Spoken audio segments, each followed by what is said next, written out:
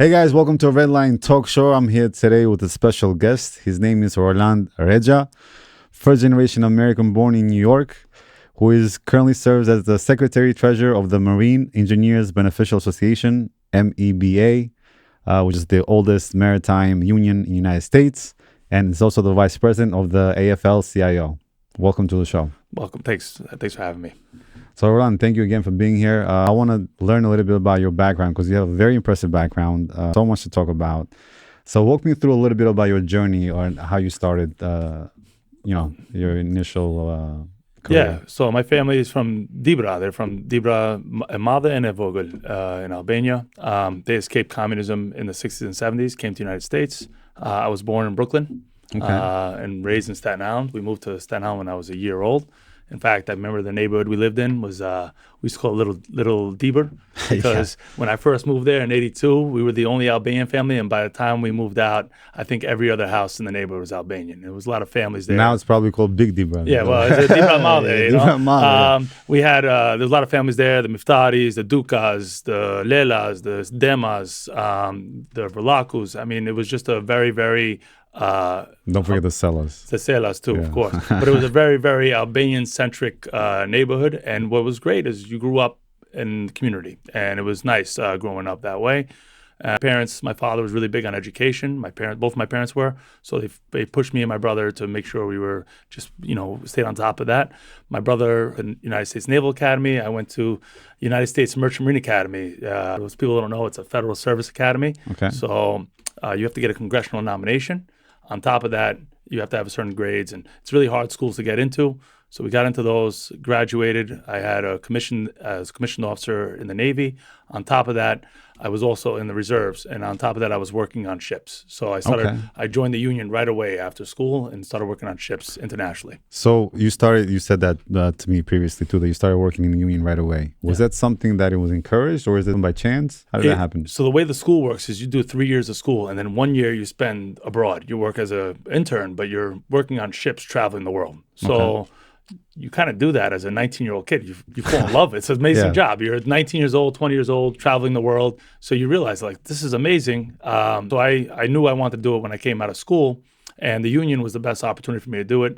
These are good paying jobs. Our union, it's not like, hey, you're coming in, you're making a certain amount of money. I mean, a 22-year-old kid out of school can make $25,000, $30,000 a month working on one of these ships. Oh, wow. So you're making a lot of money coming out, and then, I did it for 6 years. I went to the Persian Gulf twice, delivering cargo for the Second Gulf War. And on top of other jobs, I was delivering grain to West Africa. I've been to Asia. I've been all over. It's like one of these experiences where you see the whole world, but you're also making good money while you're doing it. Yeah. My grandmother, she died 3 years ago, 107 years old. Oh, wow. But she was the reason why I stopped doing it, because I was gone for months at a time. And it got to the point where, God forbid, I was gone, and if anything happened to her, I couldn't live with myself. So my Albanian family brought me back. Brought you back. So I took a job in New York City working at Staten Island Ferry, and then I was there for 13 years. Oh, wow. Okay, so you worked at the ferry too. Very interesting. Yeah. Doing what? I was an engineer at the ferry, so I was the one who kept the ferries running. And I did that for a while. And then I got roped into a contract negotiation with New York City. And soon after that, I became a union shop steward, which was an unpaid position. And I was just still working as a ferry. I bought a house in Staten Island. I met my wife. And at that point, I was working there as a steward for a while. And we were still out of contract. We ended up going out of contract for over 10 years, 13 years total. And we settled probably one of the largest contract wins in New York City's history. Oh, wow. Okay. That's amazing. Yeah. So as the Secretary Treasurer of the MEBA, what are some of the biggest challenges maritime workers face today? I think right now it's a very tough industry, and COVID brought a lot of challenges to that industry. We used to be able to see the world. Those options have kind of narrowed down. You're not able to go into port a lot of places because of COVID. We're moving away from that. The connectivity has been an issue. So, everybody today is connected to each other with social media, with phones. on a ship, you never had that. So now with Starlink, we're bringing internet to the vessels to give people the ability to connect back at home. Yeah. It's been one of our biggest fights. And then also, we want to make sure that we keep our wages high enough so that you're not attracted to go to another industry. Because if we start equaling out our industries, like just say if you're an engineer on a ship, you could work as a power plant engineer in a nuclear power plant, for instance. Right. So I worked on a 3-story diesel plant that puts out 50,000 horsepower. Well, I could take those skills and take it somewhere else. You're extremely valuable. The credentialing is extremely valuable. So you have the ability to go work somewhere else. We want to make sure that we keep the cost delta, making sure that people get paid so they don't leave our industry. They stick around for the long term. Very nice. So now you are the youngest member of the AFL-CIO. First of all, let's explain to the viewers what that means. So the AFL-CIO is kind of like a union for unions. So it's the American Federation of Labor. The CIO is the Congress of Industrial Organizations.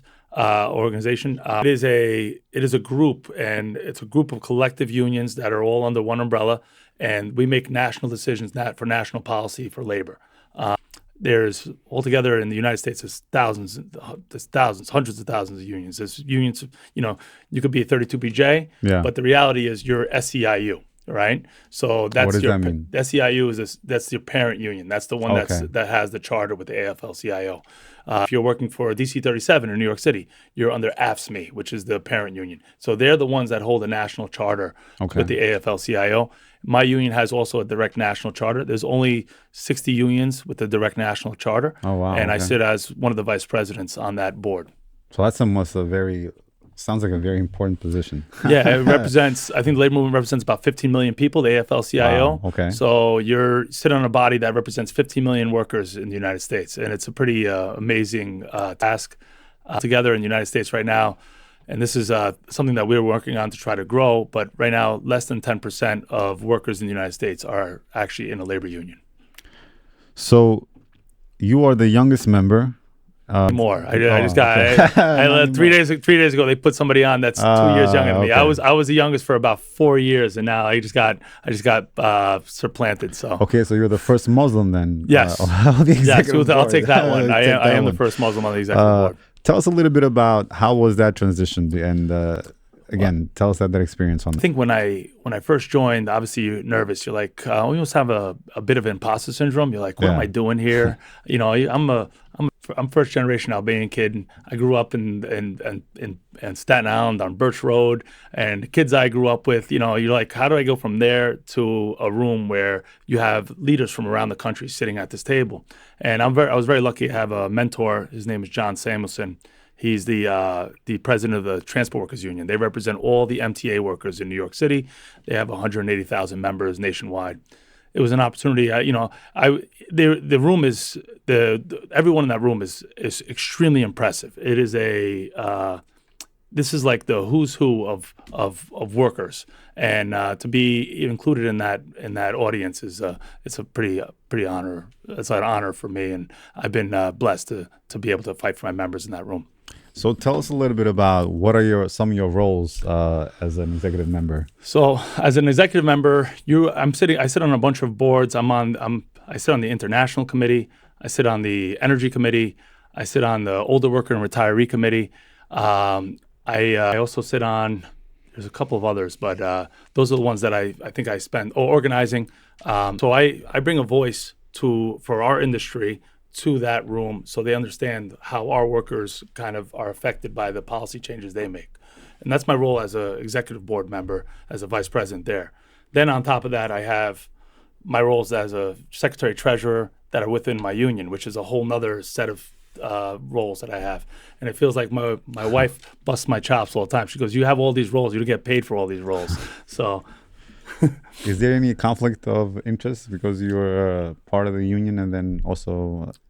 No. That my job as being part of the union and also being a leader is to make sure I advocate for our members. So you're there to raise their voice as one. So I don't tell them what to do. They tell me what to do, my members. And I get elected every 4 years into my role. And then as I get elected, we we try to push our members to let them understand what's been going on around the country, what's going on nationally, and how it affects them. And then they're the ones who give us feedback on what they want to see and how we grow. So tell me a little bit about how union actually works and what are some of the benefits for the people to join a union. What are some of the drawbacks? Drawbacks, yeah. Well, I think if as long as your union is strong, but I'll go back to the history of my union. Our union started in 1875, so we're actually turning 150 years old this year. Wow, okay. So when we started, it started with a group of engineers who were working on the Great Lakes. Is that, sorry to cut you off, is that like one of the oldest unions? Or yeah, we're one of the oldest unions in the country. We are by far the oldest maritime union, but one of the oldest unions in the country. Okay. We started on the Great Lakes and the rivers. There was steam paddle boats that were blowing up. The boilers would blow up, and there was no safeties. So a couple of engineers got together and they said, "Hey, we have to be able to control our work environment. We have to make our work environment safe. So how do we do that?" They united, and they started their first union. Articles of I guess. I don't know how would you say it. I guess they were just like they signed a constitution. A corporation, yeah. But they signed a constitution, and as part of that constitution that they created, it was to organize under one umbrella to make sure that their workplace was safe. And then they realized it worked because a united voice is so much stronger than a divided voice, obviously. So then it became the united voice on safety, and then they pushed for wages, and then they pushed for certain, citizen requirements and then as it kept growing, our industry became safer, it became higher paid, and you made this industry a important part of transportation in the States. So this is kind of where it started, and other labor unions have done the same. Whether you're working you're a steel worker, working in a steel mill, or you're working in the UAW, which is the Auto Workers Union, they collectively became a group that fought for their rights, and in doing so had made their jobs better and stronger. So I want to also understand a little bit the operational side of it, right? So if someone were to join a union, they have to pay into a membership fee, right? Is that how it works? So you pay dues, and it's a service fee. The union provides a service to you. And people don't realize what services a union provides until usually only time I ever need a union is when I get in trouble. That's always been the historic practice. But they don't realize, for instance, I sit on a board of trustees. I actually also manage our pension plan. I manage all of our benefits. I make sure that, hey, not only are you gonna be able to keep your job and make sure you get paid a high salary, but you're also you're gonna have a pension for the rest of your life. Right. You're gonna have benefits for you and your kids. Those are the things that we kind of that we do as a union, that we kind of fight for. On top of that, God forbid something does happen. Just recently there was a vessel in Germany that caught fire. I don't know if you saw it in the news. The Stena Immaculate. It was carrying jet fuel, and a vessel hit it straight on. Instant explosion. We had a member on that vessel, and there was another union that was on there also. And our job is to make sure that, hey, they're safe. One, they're safe. They get back to their families. Also that the company is treating them correctly, treating them right, and that, hey, when they speak to the authorities, they have representation with them. I also want to talk a little bit about maybe the stigma around unions, and some people say that they are not really doing what they're supposed to for the employees, and often sell out the employees. What's your view on that? I think every union is different, but I say this about my union, and I say this about every union. Honestly, our union is only as good as its members. Yeah. So if you don't like the way a union is moving and what it's doing, then you have an obligation to yourself and to the people you work with to try to make your union better. And that's something you could do. I started off in the exact same way. I started off with really not being happy with what my union was doing. So how did you change it? I organized. Okay. The first thing I did was organize. I went to my membership, the local membership that I was working with, my friends who I was working with, and I became the steward. So then I took a role to just represent them. And then they realized I did such a good job. We actually raised money for the union so they can hire a legal counsel so we can fight a prevailing wage. And then once we raised that money, then we were able to hire a lawyer. Then we sued New York City. And this was all happening while the union was there, kind of watching this, but I'm doing all this. And So then you're doing the job of a union. I was doing the job at the time, Yeah. and I guess I did a good job because then they were like, hey, you should run for national office. And Yeah. that's kind of how I came into national office. But the fights are only as, if you think something's important to you and you don't want to raise it as Yeah. a problem, then you're failing not only your union, you're failing yourself. And I think that's been the problem. I think a lot of people don't realize how much power they have if they actually fight for their own issues. And it's easy to blame a union Yeah. and say, oh yeah, the union sold me out. And this has been, it's a common fight. And they have more resources than you do, but you have the ultimate resource. You have the ability to organize the people you work with and say, hey, this is not enough. And I think that's something that we don't see enough of. I get that, I understand that, but it's also, you need to have the bandwidth to go through all of that, right? Oh, yeah. Because again, if you are just a simple worker who is just working hard and try to feed your family, you don't have the time and the energy to don't. fight. The But you're union sitting at there. the But you're same sitting there time. at the clock. I talk about like people working pastrim, Yeah. and they're like, hey, they don't like this. Well, the first thing you do is like, I don't like the fact that we have to do this, whatever the task, right? Well, then what you do is you go to your supervisor first and be like, you get somebody. Somebody has to come and be the person who Right, unites right. them. And it's obviously it changes with every union, but if you just rely on somebody else to fight for you, especially if you don't raise these issues to your union, they're never going to know Right. what's going on. Unless you bring it forward, they're just going to assume that you're happy Yeah. because you don't complain. You have to complain. You have to hold them accountable. And if you hold them accountable, then at that point, you're putting things forward and you're able to get things done on behalf of yourself and your union. I think that's the most important thing. We've ebbed and flowed on how much members we have. I think right now you see some of the organizing drives that are happening around the country, Amazon. People are fed up. Corporate greed is something that exists in this world. Corporations are taking advantage of workers every day. I think people are finally starting to say, hey, enough is enough. And you're seeing these organizing drives come up. I think now is the time to really get behind these people and let them know, hey, we're not going to sit by and let somebody make billions and billions of dollars while you're trying to make ends meet in your day to day. I mean, that's interesting because corporations do not have unions, right? Or they don't have employees in the unions at all. So I wonder if that's a reason. Some do and some don't, but they fight. Amazon is easily the best example. They fight their lowest level, the people that work in those warehouses. That's it. There's a fight. The organizing drive in Bessemer, Alabama, and they fought so hard to keep the union out. And people don't. When you have a union that comes in, there's two ways they fight. Either they give you something to say, oh, you don't need to be in the union. I'm going to give you more money, or they do it the other way. They try taking you away. They fire you. They try making your job miserable. Those are the only two avenues they have to try to break an organizing drive. But either way, you're doing right if they start giving you money or they start taking away or try fighting some of the people that are trying to organize. So the strongest way to move forward, especially if they're giving you money, if they're willing to give you a little bit, that means they're willing to give you a lot more if you actually organized under a union. And I say this all the time. If you had a union, you're able to do this, you're able to go in as collective, they know how much they need you. And that means they're trying to break any chance you have of uniting a voice under one voice. So I think union, it's mostly popular with blue-collar jobs, right? Not so much with white-collar jobs. Yeah, I mean, I make a joke for our jobs. I call them purple-collar jobs. I say it's blue-collar wages and white-collar. I mean, a blue-collar job with white-collar wages. Yeah. But it's usually collar jobs are what historically has been union. I think, and there's always been talk of organizing, whether it's in the finance industry, whether it's in healthcare, or organizing workers that honestly haven't been organized. I mean, nurses are usually organized under a union, but I mean, doctors could be organized under a union. I mean, especially working in a hospital, you're not the boss; you're just a doctor. Right. I think that's something that we're seeing a shift towards. Everyone feels abused in their job.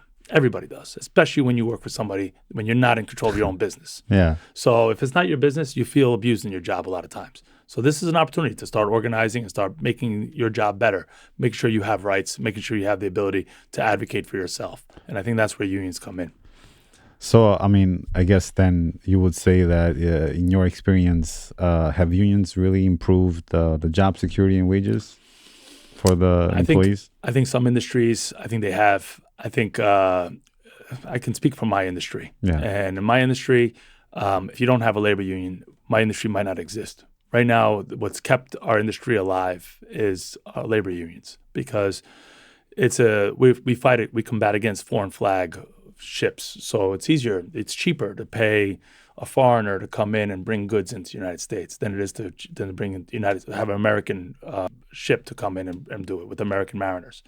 And reason we combat that, though, is those American ships bring national security and national defense. They're used for national security and national defense. Okay. So we're the supply chain for the Navy.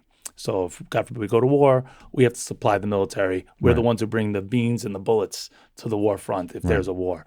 So if you don't have that, then you're relying on someone else to do that for you, and there's no guarantee they're going to do that for you. You know, your ally today might not be your ally tomorrow, at least in government. So that's why our industry, we've done a very good job of protecting our work and protecting our industry. Some industries, it's harder. I think transportation in general has been it's been a pretty well organized industry. There's always fights. There's always fights to automate. You know, whether it's an airline who they want to take away, they want to have automation, AI do this. So one of our biggest fights now as an industry, as a labor movement, is fighting this movement away from workers and movement into automation. Yeah. And I think automation, while I think everybody understands that automation is there, you need to have someone there to make sure that it operates. I think you've seen this in places where a lot of times where they let an automation do this, and I think between the hacking and potential security issues that you have with automation, it also comes into it's a safety issue. I still don't feel comfortable unless there's a pilot on that plane. If there's a robot taking me from one place to another, I'm not going to feel comfortable with that. That's interesting though, because I think AI is definitely going to play a huge role into our future in the next couple of years, and they're probably going to reduce a lot of that labor force work, because everything's going to be semi-automated. It's a balance. Fully automated. It's a balance, and we've seen AI in our industry. Listen, when we started, when this industry started, we had boilers. You had, in my industry, we saw it. We had maybe 20, 30 people working in an engine room. Now there's 6. Wow. So we've seen our industry kind of decline. I actually think that the more technical these vessels become, the more people you're going to need, because especially on the engineering side, because now you actually have all this automation, networking that you need somebody to handle. And in our jobs, we do all of that. You don't have the ability to call a welder or a plumber you have to do all of that. Yeah, but how are you going to fight the reducement? Right, because again, that's still going to impact the force in general, right? So a lot of those jobs are going to get eliminated eventually. You might have 1 or 2 very high skilled people going to have some jobs because they have the engineer background and whatnot. What about the rest of the jobs? I think in our industry, because the cost of the cargo that we deliver, I mean, a container ship that's 14,000 TEUs, which means 14,000 containers on it. You might have. You already have like 5-6 people who are operating that engine room. If you go any less than that, now the cost of potential incident, it goes up. And for the amount of money that cargo is worth, it's not worth it for a company. They'd rather just pay they'd rather have the 6 people with the automation operating it. So they would have both, make sure they have it as standby. It's a risk reward type thing, and I think the risk is not worth the reward of being able to move that. Now, some industries, the rail industry, transportation is like the first place they always look to try to go after in AI. But I mean, East Palestine was like 2 years ago, where that train derailed. These trains are massive. I mean, hundreds of cars long. And you have 2 people working on the whole train. What else are you going to do at this point? You're going to take away just the 2 people that are on there? I mean, we've already seen such a decline in the amount of workers that we have in this industry. I think we're at an inflection point where if you go any further, even with AI, you're still making it less safe. And I think safety has to be the priority in any of these industries. I agree. Now, let's talk about politics, because I think politics plays a big role into what you're doing now, right? And whatever the government puts out there, you guys have to kind of deal with that as well. Looking through a little bit, as a union, do you also have to deal with governmental requirements? Yeah, we have. I have federal workers. Had federal workers who've been laid off because of their probationary. Obviously, we want to get them rehired. So we've had, but it's a balance. I think on both sides. I mean, this is also the first president. If you watch the State of the Union address, that mentioned shipbuilding, and he's talking about the maritime industry. That hasn't happened in 30 years. I'm sorry, 50 years. So we're in a weird position. We're balancing. We're trying to make sure we protect our federal workers, Yeah. but also at the same time, we have an opportunity to grow our industry for the first time in a long time. Now we're in competition with China, and Yeah. China is beating the United States 250-1 in Wow. the maritime industry. For every one ship that we built, they built 250. Wow. So Let's talk about that. Why is that? Is that because of the labor no, force? they've created. So what's happened historically is the U.S. has divested and has actually outsourced a lot of its maritime capabilities. Industry is so there's the U.S. flag. So the best way to explain it is a lot of countries offer tax havens for people to register ships. That's why if you ever see a ship in the harbor or you ever go on a cruise ship, it's in Nassau, Bahamas on a cruise ship, or if you see like Liberian flag or Panamanian flag. The reason is because if you register your vessel in one of those places, it's a huge tax break for these companies. Okay. So even if they're American companies, they're like, oh, I'm going to register. So they fly under foreign flag, you're saying? Yeah, and they fly under a foreign flag, and if you build a ship, China has bottomed the market out so badly that now to build a ship, it's so much. You can only go to China. They're really the only game in town because they've actually made it so uncompetitive. They actually have cheapened the market. Okay. So it's like anything else, But is it good quality though, or no? Horrible quality. Okay. Horrible quality. But people, it's a huge investment into a company to build a ship. It's $200 million for a ship, depending on the type of ship, and in some cases even higher on a specialty ship. So we've lost our ability to build ships. Coming out of World War II, we were able to build a ship a day. Wow. And we had thousands and thousands of ships coming out of World War II, and we sold off our assets, gave up our shipbuilding. If you go to New York, a lot of places where you have really beautiful luxury condos, those used to be shipyards. And that's what we've done. We've sold out a lot of our maritime industrial base to be able to build high-rise apartments because that's what people wanted. But in doing so, we've hurt ourselves as a nation. Yeah. We've hurt our national security, our ability to kind of supply ourselves. The pandemic was a eye-opening thing to this country because foreign companies were able to raise rates on cargo 3,000%. And there was really no other game in town. There's the only place you could go to. So they raised rates so high that it was the spark that lit inflation up for the world, honestly. And they were able to do so. Why? Because people were sitting at home, they were getting checks, and they were buying things on Amazon. Yeah. So what does that mean? You're going to buy something on Amazon. Yeah. You're going to order it. It's going to have to come over on a ship. They're able to say, oh, look at all this extra orders we have. Now we can raise our rates up. And so if you had something, just say you wanted to bring your farmer in Nebraska and you wanted your corn to go to just say South America, and you're going to put it in a container, they realized that where a normal spot market for a container, just say it was $5,000, now it's $30,000 to be able to move that same container. Wow. So a company would break your contract, even though you had a contract with them, they'd break that contract and they would send it back empty, knowing they're going to make 5 times more than what you were offering. So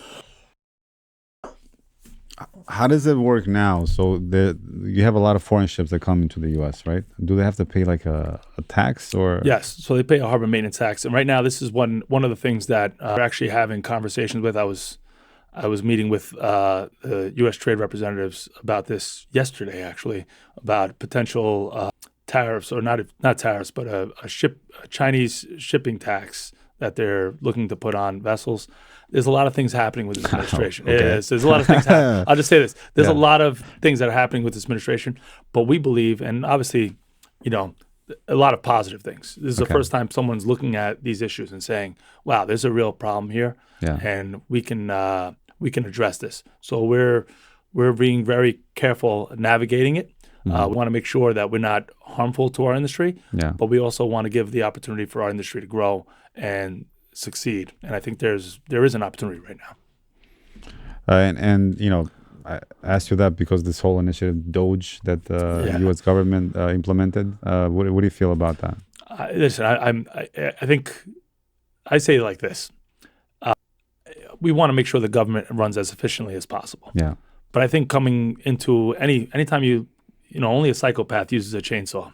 You want to use a knife. You want to clean. If you're looking to cut the fat, you have to do it cleanly. You don't want to cut the fat, the muscle, and the bone while you're trying to figure it all out. Yeah. I think that's been the issue. And I think hopefully there's going to be some sort of correction on some of the maybe overreaches and actions that have happened, and trying to make sure that, hey, we wanted the government to be as efficient as possible, and in doing so, saving the American taxpayers money and hopefully lowering down some of the federal deficit. I think that's the thought process. But it's a balance on all that too. Yeah. You want to. There's people there's a lot of people who lost jobs who really shouldn't have lost their jobs, and I think that's something we're monitoring. We have a lot of federal workers who are veterans who lost their jobs, and we're trying to make sure that they get their jobs back or go back, because some of these jobs are extremely important. If God forbid you fire somebody who works on a nuclear power plant, because you're like, we didn't realize but there's something that you can't replace, and it's not somebody you could just take off the street and put them in that role. So can the unions essentially then fight the U.S. government, take them to court? We have. So the AFG has already sued. AFG is the American Federation of Government Employees. They're the union that represents most of the government employees that have been laid off. There's lawsuits out from them and trying to protect some of the work that's already been cut. I mean, some of them are going to, the national parks, where you have firefighters in national parks who've lost their jobs, and some of them are, going into. We have people that work in the NIH, which is the National Institute of Health. Again, balancing it out, making sure that, hey, we can't. You don't want to throw the baby with the bathwater, and I think that's probably the best way to look at it right now. And I feel like we're doing that a little bit. Some argue that unions are losing influence in the modern industries. What's your take on this? And how do you see unions evolving in the future? I think I will tell you this. I think there's a little truth to it, but it's also, I think there's arguments to be made both ways on this. I think the best way to look at it, and if you're looking at a fight against that, is the recent fight with the longshoremen. The longshoremen, the ILA, the International Longshoremen's Association, they represented 3,000 workers who worked along the coast of East Coast of the United States and the Gulf Coast. They just won a 62% increase for their membership. Nice. And how did that happen? It happened with a potential. It was a strike. It had to take a strike action to get it done, and they showed that there is industrial might in labor still. I think that's the thought process. You have to have industrial might in labor. You're not going to win every fight, but you have to put the fight forward. And I think that's the one message, I think, in the labor movement, that we want to make sure we continue. We got to continue to fight for our members. And as long as we do that, I think we're going to be in a good place. How do you respond to when people say that unions hold too much power, while others say they are essential for protecting workers? Others say the opposite. I don't think unions own too much power. I think unions should have more power, to be honest. I believe there's a lot of thought that the unions are like controlling this country. That's not the case at all. If that was the case, we wouldn't have 9% of the labor market wouldn't be unionized. It would be a lot more than that. Yeah. And wait, so only 9%? Only 9% is unionized. Wow. Okay. And at one point, coming out of Eisenhower administration and during the Eisenhower, I think that's when we were at our highest. We were in the 40s. I think we were in 30-40%. All right. I mean, in union. Wow. I think, and I'm not 100% sure. I can make sure, but I know that we were much stronger and coming out in the 40s, 50s, and 60s. What's happened is there's been a real. It's been Taft-Hartley was the original bill that really hurt the labor movement, and then it's been attacks after one after another. I mean, right to work is an attack on the labor movement. It's on the labor movement. The Janus decision is an attack on the labor movement. So there's been attacks left and right on labor, and not really deserved. I think the labor movement has a purpose. I think the unions have a purpose. The purpose of the union is to protect workers. When it started in the Industrial Revolution, when unions were first kind of coming about, it was to protect workers from corporate greed. Billionaires. At the time, it was the Rockefellers, it was the Vanderbilts, it was Carnegies, it was names that obviously you hear because these guys were the elite class, and they were abusing their workforce. That's what unions are still doing today. Whether you're a mine worker working in West Virginia and you're putting in 12-hour days and you're breathing in things that you probably shouldn't be breathing in, if it wasn't for a labor union, they wouldn't care that you got carcinoma or cancer from the work you've done. I mean, that's the honest truth. And the labor unions are the ones that have fought against that. And I think it's a political smear against people, against the working class. And I think that's something that, we do a pretty good job of combating against. So in your view, are unions gaining or losing influence in Washington?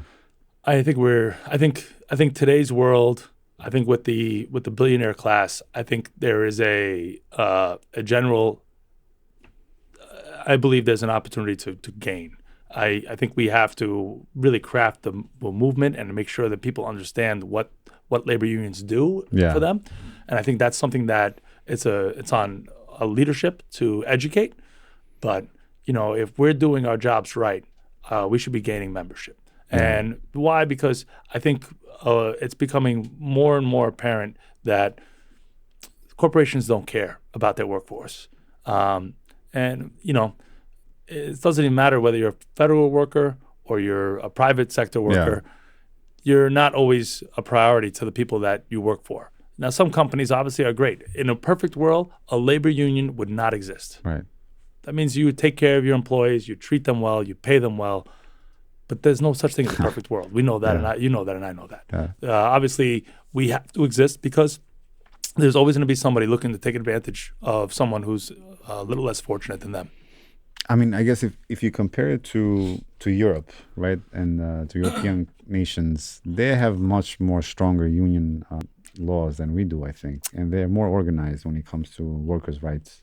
I think I would disagree with you there. Really? I think the labor movement in Europe has been under attack. Now, some nations obviously do.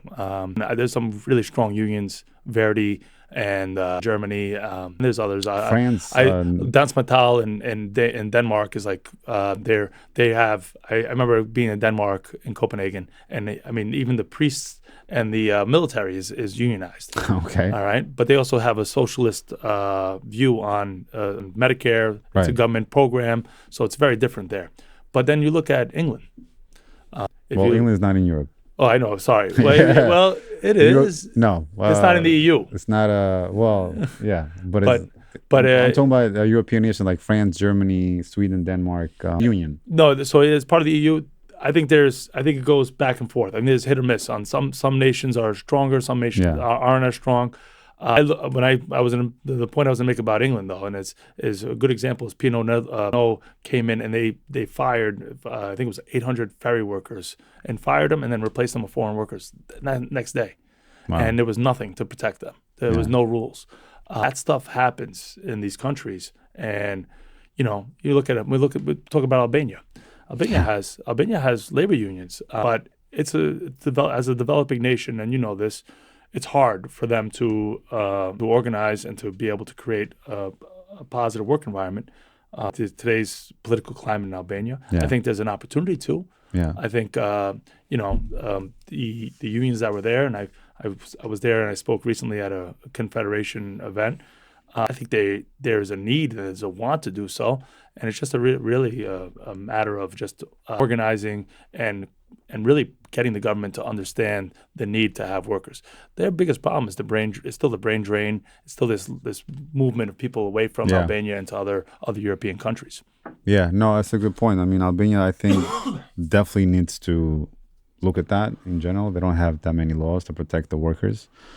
You want to attract workers back into Albania, though, and I think that's part of and I think some of the investments that are happening in Albania right now are potentially doing that. I was out there in the Port of Durrës and Port of Romano. They're talking about they're putting a lot of investments into Albania, but it's got to be long-term jobs. It can't be a flash in the pan and then it disappears.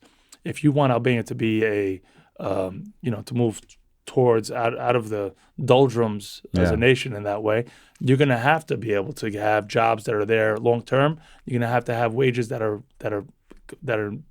high enough that you can live a healthy lifestyle, a good middle class lifestyle in Albania. And unions built the middle class here in the United States. It can do the same for Albania, for other countries that are still trying to figure their way out. Yeah. You need to have labor unions to do that, to be able to hold people accountable and make sure, hey, that they're treating the people of that country well. That's a good point that you said. So you're saying that unions build a middle class? Yes. In this country? Yeah, in this country. If without unions, we would have two separate classes. It would be the super rich and the super poor. The Industrial Revolution showed that, and that's coming out of the Industrial Revolution. It was there was people that made enough money that they're in between. They're able to survive. Obviously, since 1970, and if you went in 1980, you lived in New York, you could buy a building with your 1 year salary. Those days don't exist anymore. New York's become more expensive. Yeah.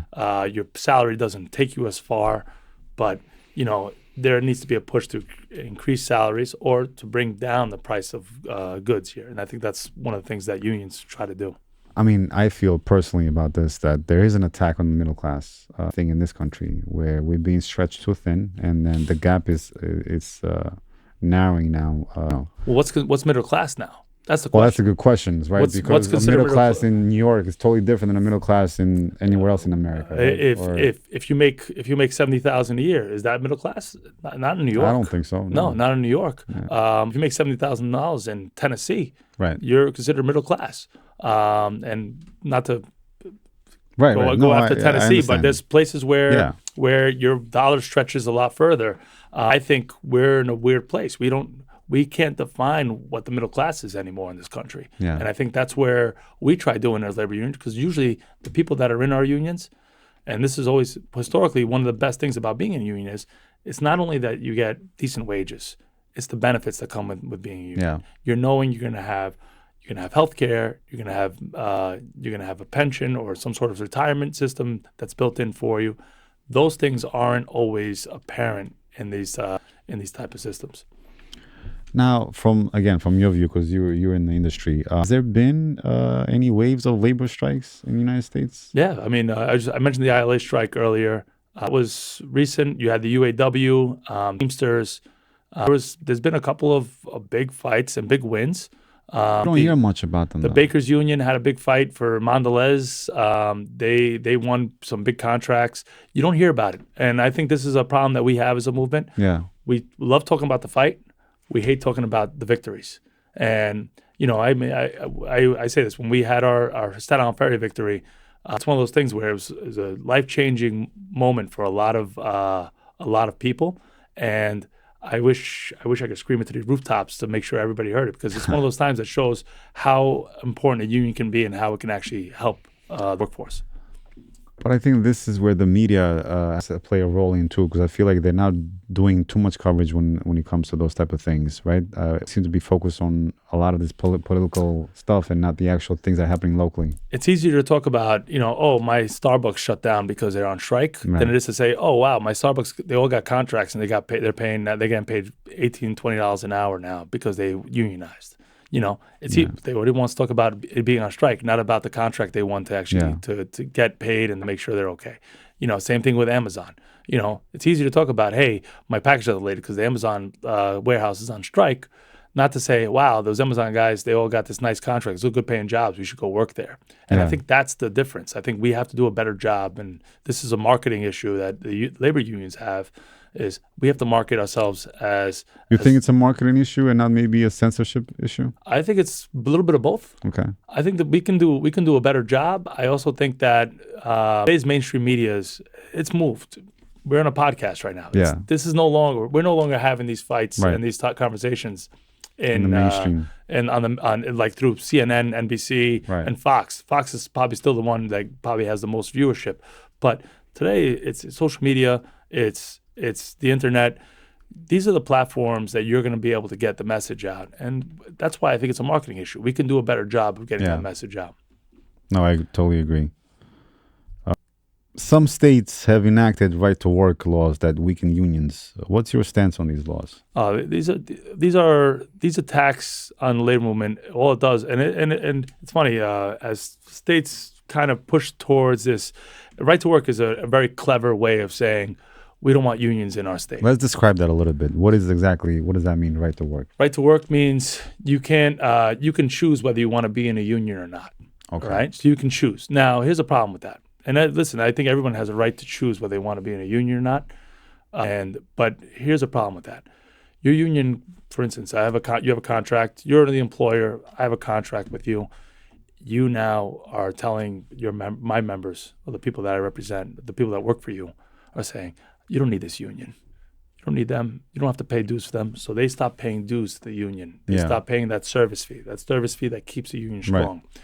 So now gives you less resources, less pooled resources for you to fight for you. To get to the point where there's no resources, now what does the employer do? I'm not going to give you a raise. You know what? I know I said I was going to give you a raise in January. We don't have money, so we're just not going to give you a raise. Well, now your union has no resource to fight to get you paid. Yeah. And once that happens, it's a domino effect that's going to affect you. That's going to hurt you, hurt your fellow workers, and hurt your families. Right to work has done more damage to the middle class than any movement that I've seen. And it is an attack. It is an attack on the workers. That's all it is. It's not an attack. It's a corporate way of attacking workers. And I think I try to combat that everywhere we can. I know there was a state recently, I think it was Minnesota, I was going to ask you, do you know which states have I think Minnesota just repealed right to work. Okay. There's some states that have it. I'm not sure of every state that has it, but our job is to continue to fight against it. Yeah. There's always a fight to try to bring national right to work. It's never gonna. It's not. We fight it every couple of years in Congress, and we continue to fight it. It's an attack, but it is an attack on labor. It's an attack on the middle class, and if we don't beat it, if it happens, all it does is creates a larger gap between the ultra wealthy and the poor. That's all it does. So, in your view, do you think the government plays a role to protect unions, or does the opposite? I think, versus the corporate world. I think it does. I think the NLRB is essentially a body that helps protects unions. National Labor Relations Board. They work to help unions, protect the right to organize. There's laws that are in place that give you the right to freedom of speech, freedom to assemble. There's constitutional laws that give you the ability that to say, hey, we're gonna speak up, speak our mind, and be able to get together as a group. I think those this is what makes America, I believe, one of the greatest countries on earth. Is we do have the ability to get together and say, hey, we don't like what's going on here, and I think that's been we try to maintain that as a collective. But again, we're always under attack. If a young worker wants to get involved in union advocacy or labor policy, what are the best ways to start? I think you learn your contract. Okay. So if you're in a union, and you should learn what contract you work under first. Understand your contract. Understand like the back of your hand. You should know that contract. You should know how to. The contract is between the union and the employee? Yes. Okay. So the contract between the company and the employee. So just say employee. Okay. If you're working 32BJ, I'll use that as an example. Yeah. There's a contract that you work under. You should know your contract. Okay. You should know it like the back of your hand. And then at that point, if you want to get involved, you start asking questions. When the company starts violating those terms of the contract, you got to ask them why. Yeah. And then you bring it up to the next level and say, hey, this is not in the contract. That's the easiest way for you to be able to get involved in the labor movement and get involved in your contract. And it's the best way for you to protect yourself in case there is something. Document everything, know what your rights are, know what your rights are as in the contract, know what your rights are as a worker. So there's state and federal laws that protect you, know what those rights are also. I want to bring it back to your current job that you're doing now, the Secretary Treasurer of the MEBA. What's your day-to-day job there? And tell us a little bit some of the activities that you work on. So I have a couple of tasks actually that I operate. I'm the financial, essentially the CFO of the union. Okay. So I'm one who makes sure that the union's finances are kept in place. There's no shady business going on. No shady business going on. Yeah. I also sit as a trustee on our pension plan. So Okay. I'm one of the 6 union side trustees and 6 employer side trustees. So we have a shared pension plan board. So I sit as a trustee there. Obviously, my role with the AFL-CIO, which we covered as the vice So president. I want to stop there for a little bit. When you say the pension, how much is that pension? We have over $1 billion in assets that we Wow, manage. okay. That's between our pension plan, also our medical plan, vacation plan, and training that we offer for our So membership. you make sure that each employee gets paid and the pension don't get messed with. I make sure. So we make sure on the union side, we make sure they get paid. Right. And the companies are pretty good about paying them, but if they mess up, then we are the ones who make sure that the paycheck is right. And then on the plan side, which I wear a separate hat for, I have to Yeah. be trained separately for, I make sure that the pension plan not only pays their pension going forward, but they're accumulating the time that grows. they said they had. It grows, and we grow that pension. We grow our vacation. We grow our training, Got so it. that they have all the things they need to be able to. That's a big responsibility. It is, and it's I take it. It's one of my favorite parts of the job. Okay. Because you feel if you want to have access into people's lives and how you help people. Yeah. A pension plan is the way. I mean, this is what we do on our pension plan is really the biggest one of It's probably the biggest selling point too, no? It is. We offer our union is we have a really strong pension. It's almost a dinosaur when I say it's a dinosaur, it's almost extinct. We have a 20-year pension no matter how old you are. Wow. So okay. so you start working in my union at 21. Yeah. By 41 you could retire. And the reality is I'm 43 now. I could retire right now from my union. Very nice. I don't know what to do with myself at 43 years old, so I'm sticking around. Well, maybe politics. Yeah, maybe. my suggestion. Okay, so tell us a little bit more. What else? What are some of the? I also sit on a couple of committees for the ITF, which is the International Transport Federation. Okay. It's a group that represents millions of transport workers around the world. I'm the North American chair for offshore wind. I sit on an international group for ferries, and I just got appointed to the EDC, New York City EDC's board for offshore wind, so Okay. Or green energy. So Okay. I just got appointed to that board. It's it's one of these things where you get asked to do something and you're honored to do it, and you step up and kind of help in any way you can. I have to ask, how do you manage all these different tasks and jobs, responsibilities, and being a father? I have a very, very good support team at home, and I'm very blessed. My wife has been, this when you kind of go into these roles, it's a gamble. You don't know. Right. You Albanians love this. They're like, when you have a job and you have a good job, you're being paid. They're like, oh, you have it perfect. You're great. Everything's good. And then you just flip everything. Now you're like, oh, I'm going to run for this job that's every 4 years. Like, what the hell are you doing? And, without my wife and the support that she brings at home, it would have been very difficult for me to go forward. Once this opportunity came, she was the one who was like, this is it. Yeah. This is you. And we've been in this job. Now I've been in this job. It's going to be 5 years this year. Just got reelected to another 4-year term. Very nice. So congratulations. it's been nice, and it's a balance of trying to make sure that you're pushing the union forward and you're fighting for the membership, but you're also maintaining a strong footprint at home, making sure your kids are there to see you. It's one of the reasons why I'm afraid to run for politics right now. I'm very happy with my home situation. I know being a politician would take even further, and I'm the kind of person, I don't do things halfway. I'm either all in or I'm not. And right now I'm all into what I'm doing, so I really like what I'm doing. No, that's very good. When it comes to politics, yes, I love politics too. But do you endorse politicians generally? Yeah, we stay out of the R&D debate. We don't go one way or another when it comes to I like to say we endorse the person, not the politician. Okay. So there's races in New York right now that we have endorsed. A good example is Justin Brannon. He's running for comptroller. But then I've also endorsed Nicole Malliotakis for Congresswoman. So I've endorsed, that's just a Staten Island race. There's races outside of nationally that we've endorsed Republicans, and we've also endorsed Democrats. In Washington State, we endorsed Ferguson, who became the governor of Washington.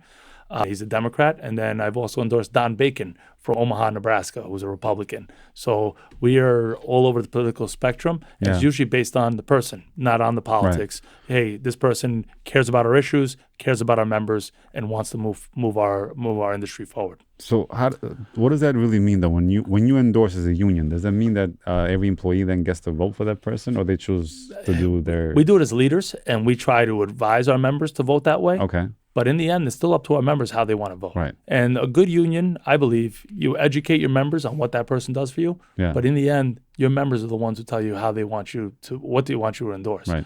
In the case of Justin Brandon, when we had our prevailing wage case in New York, he was a huge advocate in trying to make sure that we received the large increases that our members were fighting for. And for that reason, our members were adamant that we had to endorse him. So it was a no-brainer. And the same thing with Nicole Malitakis. She was an advocate for our industry. So it's two ends of political spectrum, but both of them were fighting for our members and trying to help them out. So essentially, the members have to trust the leadership to kind of, entrust their, feedback and also how they're assessing each candidate. Yes, 100%. And I think that's been the overall fight that we try doing. It's an education piece. It's about educating the membership what they've done, and then at that point, the membership can say, all right, this guy did help out, and we don't do enough of that sometimes in the labor movement. Yeah. And I think that's where we can really hopefully affect politics a little more, and hopefully have the candidates themselves embrace the labor movement a little more, because the more they do for the labor movement, for the workers, it's easier for us to endorse them. So they kind of go hand in hand. Yeah. If you're fighting for workers, you're making it very easy for us to endorse you. Right. But if you're staying out of it, saying, I don't want to get involved, and you're fighting for your own constituents. This is if you don't want to get involved to fight for your constituents' wages. Exactly. Why are you running for office? Why are you running for office? Exactly. I agree. Very nice. Well, Roland, I always try to ask all my guests this question. What do you want your legacy to be? My kids. My kids are my legacy. I have 3 young kids at home, Ryan, Mina, and Ronald. They are everything. And I think for me, what I've done in my life is hopefully in support of them to see, maintaining yourself as a good person. And I always say this is being a labor movement, you know what you're fighting for people. Right. And, I grew up in a place where you always put those less fortunate than you put them forward. It's just an Albanian way. We talk about the way we're raised as Albanians. We try our best to help those less fortunate than us. I want my kids to have those same type of values. And I think if they grow up to have those type of values, I'll be a very proud person in my life. Very nice. Well, Roland, thank you so much for being here. I learned so much about unions. I'm sure a lot of viewers learned a lot as well. So thank you for being here. Thanks for having me. Thanks. Bye.